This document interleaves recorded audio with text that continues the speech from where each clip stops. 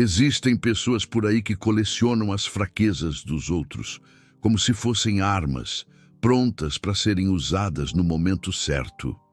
E você, sem se dar conta, provavelmente já entregou toda a artilharia que elas precisam. Pense bem, quantas vezes você abriu seu coração para alguém que não merecia? Quantas vezes compartilhou seus medos, suas inseguranças, seus momentos mais difíceis, só para descobrir depois que essa informação foi usada contra você? Maquiavel entendia algo que a maioria das pessoas ignora. Expor sua fragilidade emocional nem sempre é um ato de autenticidade. Às vezes, é um ato de sacrifício calculado. E não estou falando para você se tornar uma pessoa fria, uma estátua sem emoções. Estou falando de algo muito mais importante: a inteligência de saber quem merece ver a sua vulnerabilidade e quem, absolutamente, não merece. Existem 5 tipos de pessoas. Para quem mostrar fraqueza emocional é um erro que você vai pagar caro. 5 tipos que Maquiavel identificaria instantaneamente como ameaças. 5 tipos que, provavelmente, estão na sua vida agora. E nos próximos minutos, vou te mostrar quem são essas pessoas, como identificá-las e qual a estratégia maquiavélica para se proteger, sem se transformar em alguém que você não é. Mas, primeiro, você precisa entender algo fundamental sobre a natureza do poder emocional. Sua dor é informação, e informação nas mãos erradas é poder sobre você. Pesquisadores da Fundação Getúlio Vargas, a FGV, publicaram um estudo revelador sobre a exposição de fraquezas em ambientes profissionais. Eles descobriram que, quando uma pessoa de alto status revela suas vulnerabilidades, ela sofre o que chamaram de penalidade de status. Quem recebe essa informação passa a ver essa pessoa como menos competente, menos influente e, paradoxalmente, menos confiável. Por quê? Porque a vulnerabilidade quebra as expectativas que as pessoas têm sobre quem ocupa posições de poder ou respeito. Mas aqui está a reviravolta sombria.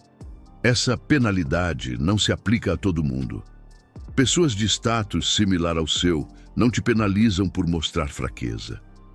São as pessoas que já te veem de uma certa maneira, ou que têm algo a ganhar com a sua queda, que transformam sua vulnerabilidade em arma. Maquiavel escreveu que os homens julgam mais pelos olhos do que pelas mãos, porque a todos é dado ver, mas poucos chegam a tocar. Todos veem o que você aparenta, poucos sentem o que você é.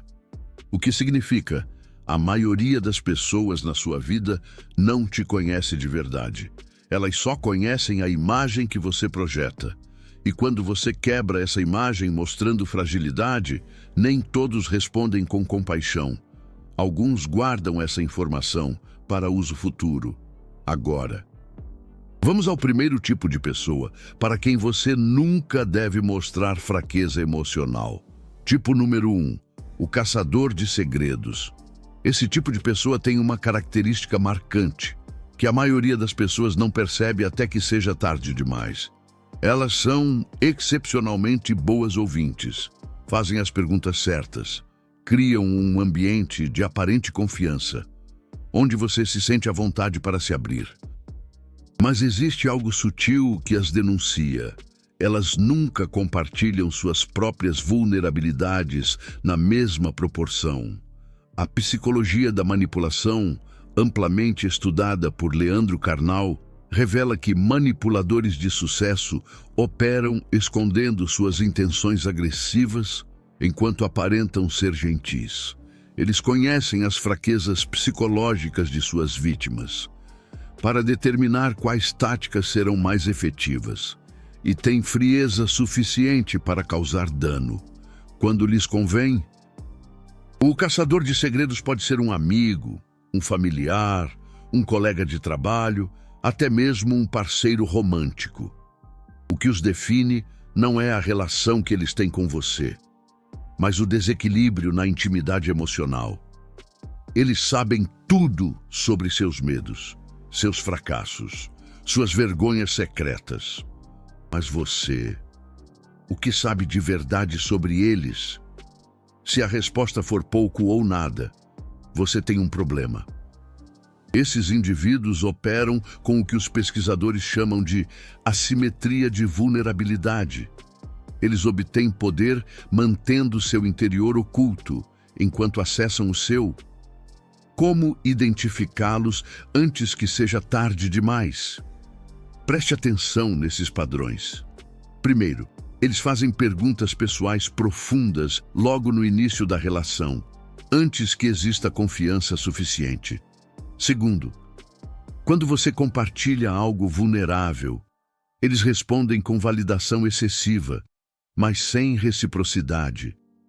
Terceiro, você percebe que informações que compartilhou com eles aparecem na boca de outras pessoas, ou são usadas em momentos estratégicos. A estratégia maquiavélica aqui é simples: reciprocidade forçada. Antes de compartilhar algo vulnerável, faça uma pausa. Pergunte algo pessoal a outra pessoa. Observe como ela responde. Se ela se esquiva, minimiza ou redireciona a conversa para você, você acabou de identificar um caçador de segredos. Com essas pessoas, aplique a lei do retorno. Compartilhe apenas o que elas estão dispostas a compartilhar com você. Nada mais, nada menos. Tipo número 2, o concorrente sorrateiro. Esse tipo é mais difícil de detectar, porque frequentemente se disfarça de aliado.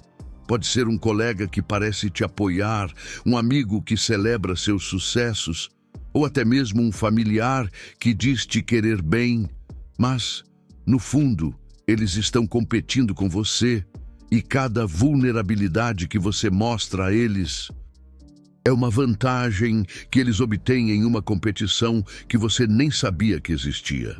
Pesquisas publicadas na revista Frontiers in Psychology sobre vulnerabilidade psicológica descobriram que ela está associada a crenças cognitivas desadaptativas, como autocrítica excessiva, perfeccionismo e necessidade de validação externa. Essas crenças reduzem a capacidade do indivíduo de enfrentar experiências negativas. O concorrente sorrateiro não precisa te atacar diretamente.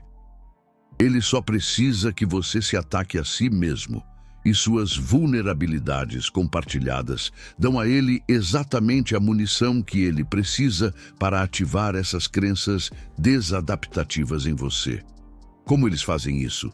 Sutilmente, com comentários que parecem preocupação, mas são lembretes estratégicos das suas fraquezas, com perguntas que parecem interesse, mas reativam suas inseguranças, com comparações que parecem casuais, mas te posicionam sempre em desvantagem. Maquiavel observou que quem deseja conseguir o favor de um príncipe deve oferecer-lhe aquelas coisas que ele mais estima. Traduzindo, as pessoas te dão o que acham que você precisa para ganhar a sua confiança. O concorrente sorrateiro te dá aparente apoio emocional, mas o que ele está realmente fazendo é acumular dados sobre seus pontos fracos. Como identificá-los? Existe um teste quase infalível. Observe como eles reagem quando você se dá bem, não quando você fracassa. Quando você triunfa, se você notar sinais sutis de desconforto, felicitações que soam vazias, ou mudanças rápidas de assunto quando você compartilha boas notícias, você tem um concorrente sorrateiro na sua frente. Outro sinal. Depois de compartilhar uma vulnerabilidade, você nota que essa pessoa traz o assunto à tona em momentos inconvenientes, em reuniões de grupo, na frente de outras pessoas, em contextos onde essa informação te coloca em desvantagem. A estratégia maquiavélica para esses tipos é o que eu chamo de compartimentalização emocional. Com o concorrente sorrateiro, você mostra apenas a versão estrategicamente curada de si mesmo. Compartilha sucessos calculados, fraquezas menores que não te danificam se forem expostas, mas nunca, jamais, seus verdadeiros medos ou fragilidades profundas. Não é desonestidade, é proteção inteligente. Tipo número 3. O superior hierárquico em contexto competitivo. Aqui é onde muitos cometem erros caros, por seguir o conselho popular de ser autêntico no trabalho. A pesquisa da Fundação Getúlio Vargas, FGV, que mencionei antes, foi específica.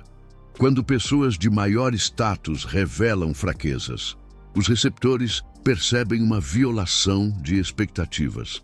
Isso gera uma penalidade de status que afeta a influência, gera conflito e deteriora a qualidade da relação. Mas há uma nuance crucial. Isso se aplica em contextos onde existe interdependência competitiva. Se seu chefe ou superior te vê como um potencial concorrente, ou se sua organização tem uma cultura onde as promoções são jogos de soma zero, mostrar vulnerabilidade emocional é estrategicamente desastroso. Não porque seu chefe seja uma pessoa má, mas porque as estruturas de poder têm sua própria lógica. E essa lógica castiga a vulnerabilidade percebida.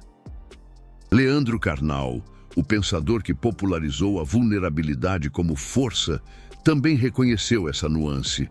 Observou que amamos ver verdade crua e abertura em outras pessoas, mas tememos que a vejam em nós.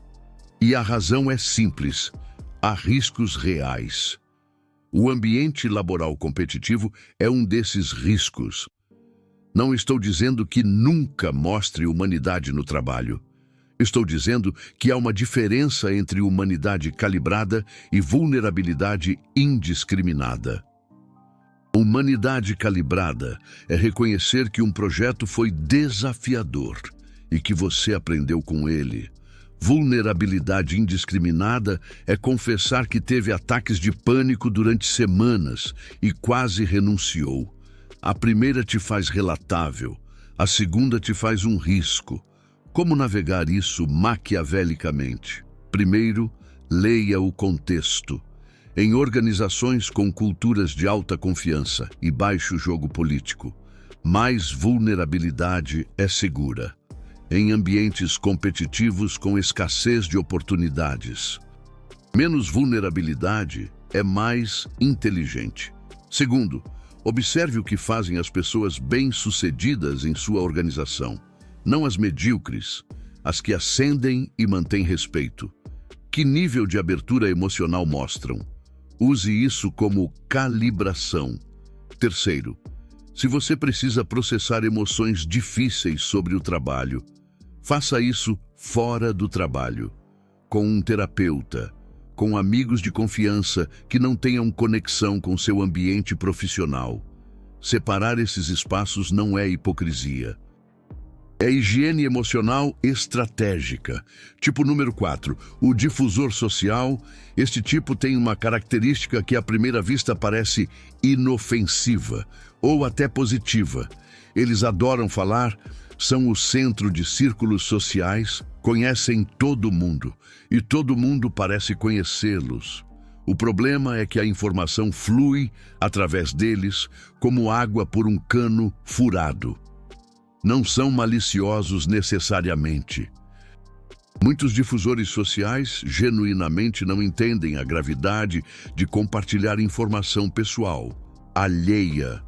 Para eles, a fofoca é moeda social, e sua vulnerabilidade é só mais uma peça de informação interessante para trocar. Pesquisadores da Universidade de São Paulo, USP, estudaram a vulnerabilidade em relações e encontraram que a divulgação vulnerável requer que o receptor tenha capacidade para manejar a bagunça emocional de qualquer tipo. Se o receptor não tem essa capacidade, ele pode se sentir sobrecarregado e manejar a informação de forma inapropriada. O difusor social não está sobrecarregado, está entretido. e o entretenimento se compartilha. Como identificá-los?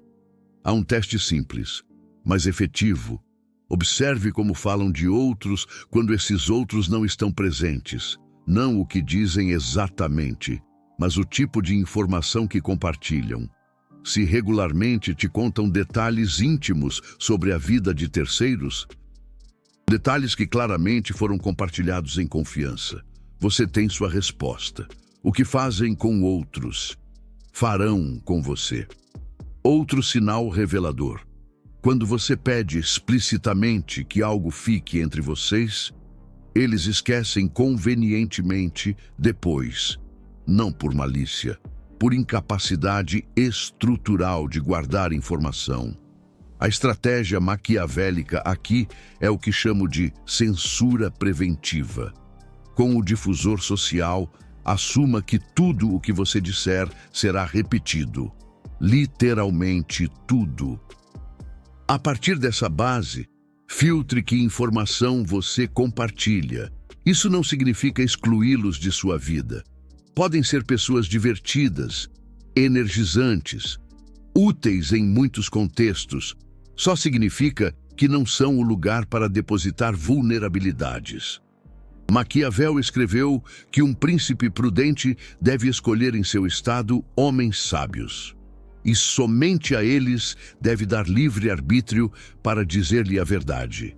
E só daquelas coisas que ele pergunta, e não de outras. Traduzido a este contexto, escolha cuidadosamente a quem você dá acesso à sua verdade interna. O difusor social não qualifica. Tipo número 5, o vampiro emocional com vitimismo crônico. Este é talvez o mais perigoso de todos, porque opera sob a aparência da pessoa que mais precisa da sua vulnerabilidade. Estão sempre em crise, sempre precisam de apoio, sempre têm problemas maiores que os seus. E quando você finalmente compartilha algo vulnerável, algo acontece. Sua vulnerabilidade desaparece na conversa. Se converte em uma plataforma para que eles falem de seus próprios problemas? Ou pior, se minimiza porque, em comparação com seu eterno drama, seu problema parece insignificante. A pesquisa sobre transtornos de personalidade do Cluster B, que inclui o transtorno narcisista, encontrou que estes indivíduos podem ser encantadores, mas mostram comportamentos exploratórios no âmbito interpessoal. Carecem de empatia genuína. E veem as relações em termos do que podem obter. O vampiro emocional com vitimismo crônico não necessariamente tem um transtorno diagnosticável, mas opera com a mesma lógica. As relações existem para servi-los a eles. Quando você mostra vulnerabilidade frente a eles, não obtém empatia, obtém uma de duas coisas: combustível para seu próprio vitimismo, porque agora podem comparar e competir em sofrimento, ou incomodidade, porque sua necessidade de atenção compete com a dela.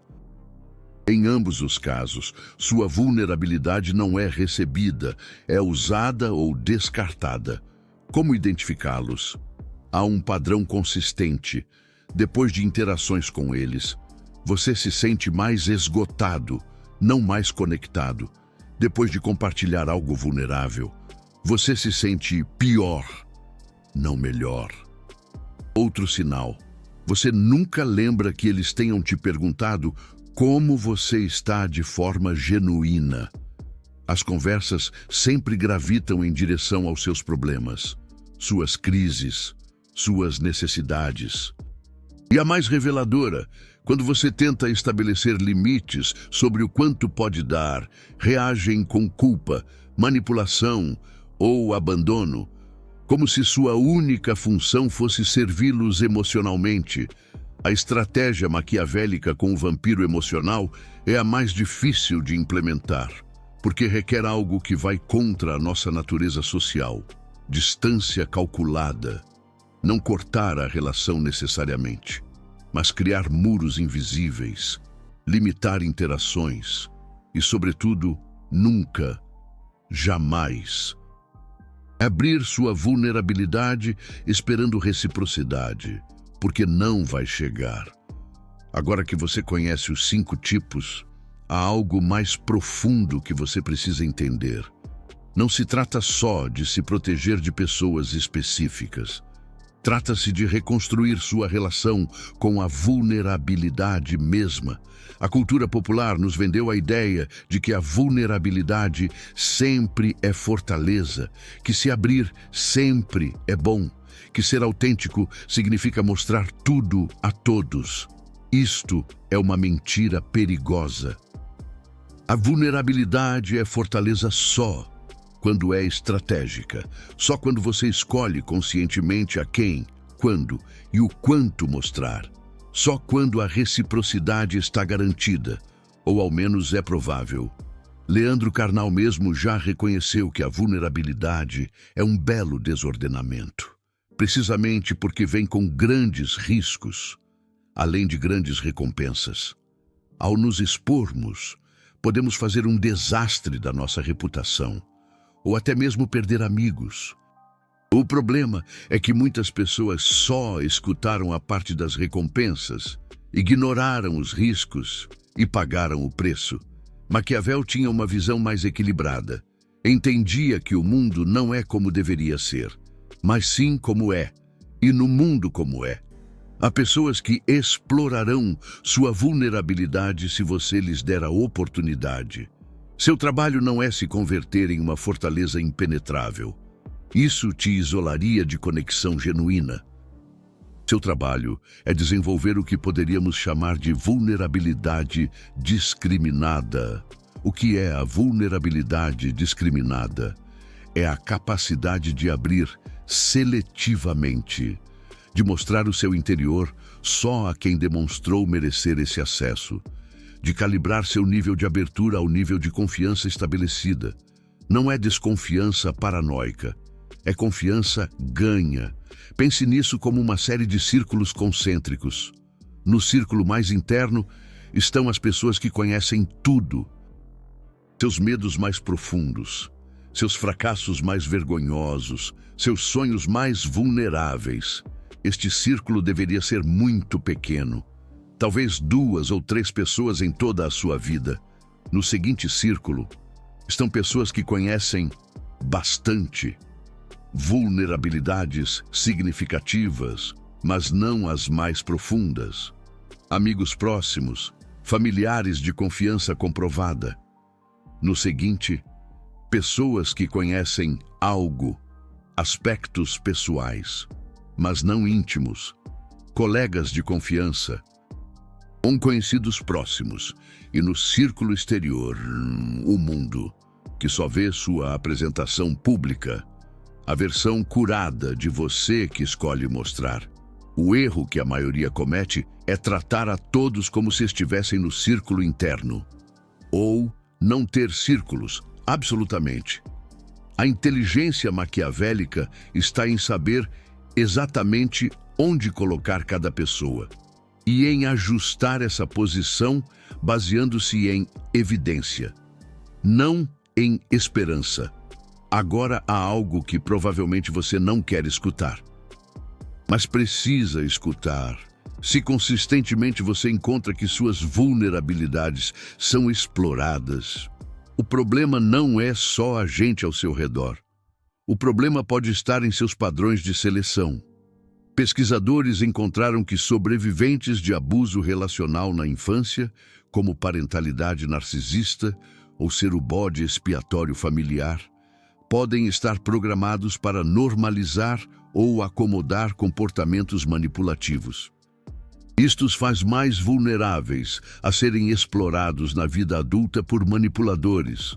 Em outras palavras, se você cresceu em um ambiente onde suas vulnerabilidades foram regularmente exploradas, pode ser que, inconscientemente, você busque ou tolere esse padrão em relações adultas. Isto não é sua culpa, mas é sua responsabilidade mudar isso. O primeiro passo é reconhecimento. Observe suas relações passadas e presentes. Há um padrão de pessoas que exploram sua abertura, Se a resposta é sim, o trabalho não é só se afastar dessas pessoas, é entender por que você as escolheu ou tolerou. Em primeiro lugar, aqui é onde Maquiavel se torna profundamente relevante. Ele escreveu que não há nada mais difícil de empreender, mais perigoso de dirigir, nem mais incerto em seu êxito, que tomar a iniciativa na introdução de uma nova ordem de coisas. Mudar seus padrões relacionais é exatamente isso. Introduzir uma nova ordem de coisas em sua vida é difícil, é perigoso porque você enfrentará resistência e o sucesso é incerto, mas a alternativa é seguir sendo explorado. Agora vou te dar algo prático, um protocolo para testar as pessoas antes de confiar-lhes vulnerabilidades significativas. Eu o chamo de a prova da vulnerabilidade calibrada. Passo 1. Comece pequeno. Compartilhe uma vulnerabilidade menor. Algo que não te danaria se fosse exposta ou usada contra você.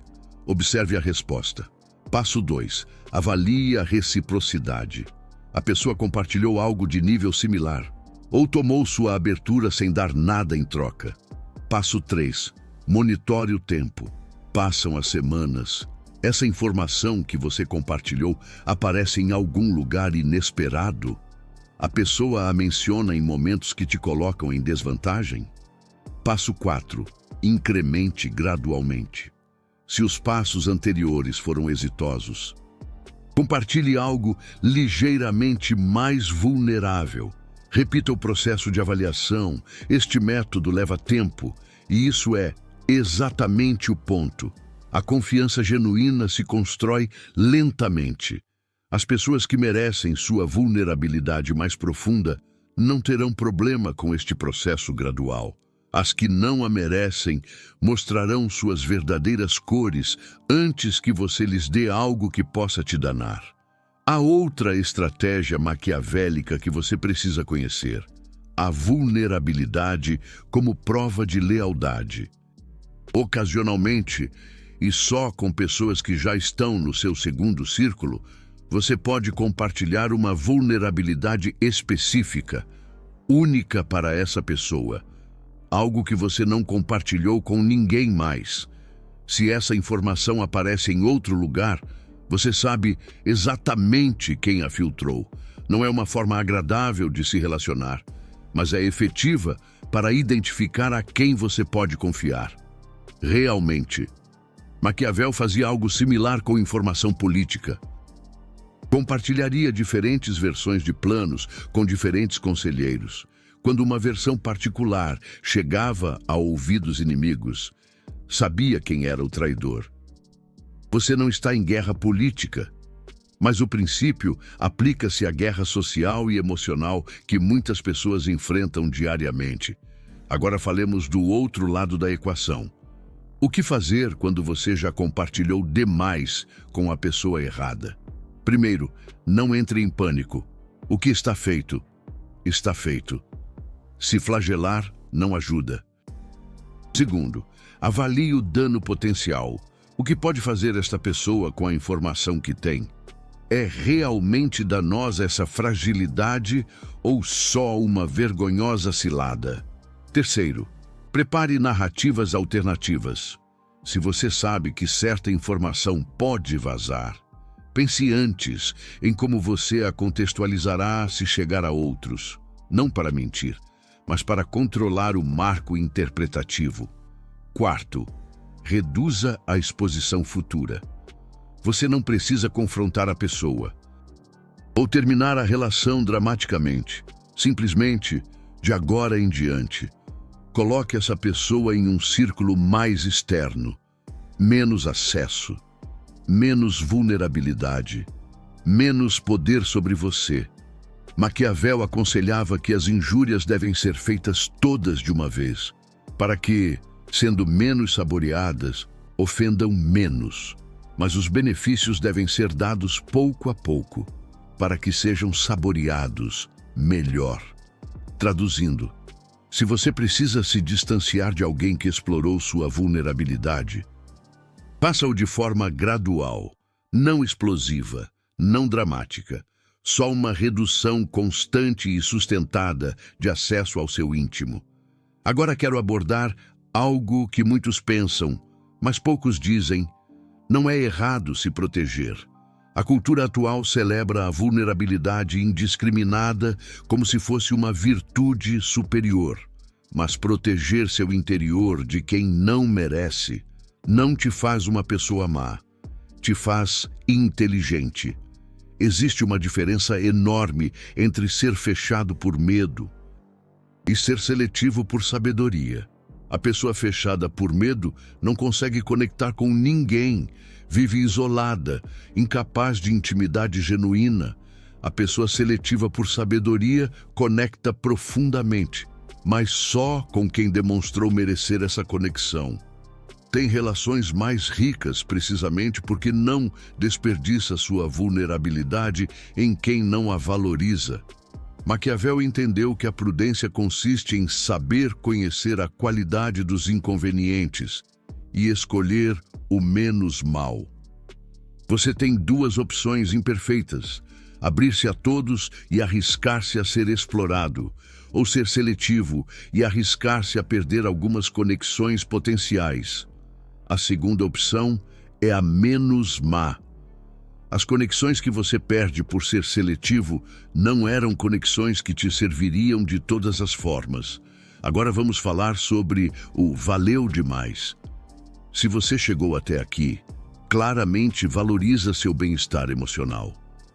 Entende que a proteção estratégica não é frieza, mas sim inteligência. Este canal existe para te dar ferramentas que a cultura popular não te dá. Verdades incômodas sobre como funcionam realmente as relações humanas. Quando você clica em valeu demais, está dizendo mais disso.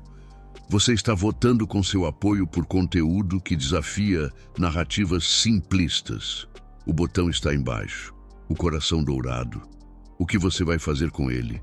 É sua decisão. Agora, a parte final. O que ninguém te diz sobre proteger sua vulnerabilidade. À medida que você se torna mais seletivo com sua abertura emocional, você vai enfrentar resistência, não só das pessoas que costumavam te explorar, mas também da cultura que te diz que você deveria se abrir mais. Te dirão que você é frio, que tem medo da intimidade, que não é autêntico. Essas acusações são ferramentas de pressão social para que você volte a ser um livro aberto que qualquer um pode ler e usar. Não ceda. A verdadeira autenticidade não é mostrar tudo a todos. É mostrar seu verdadeiro eu a quem merece vê-lo. É profundamente autêntico proteger seu interior de quem o danificaria.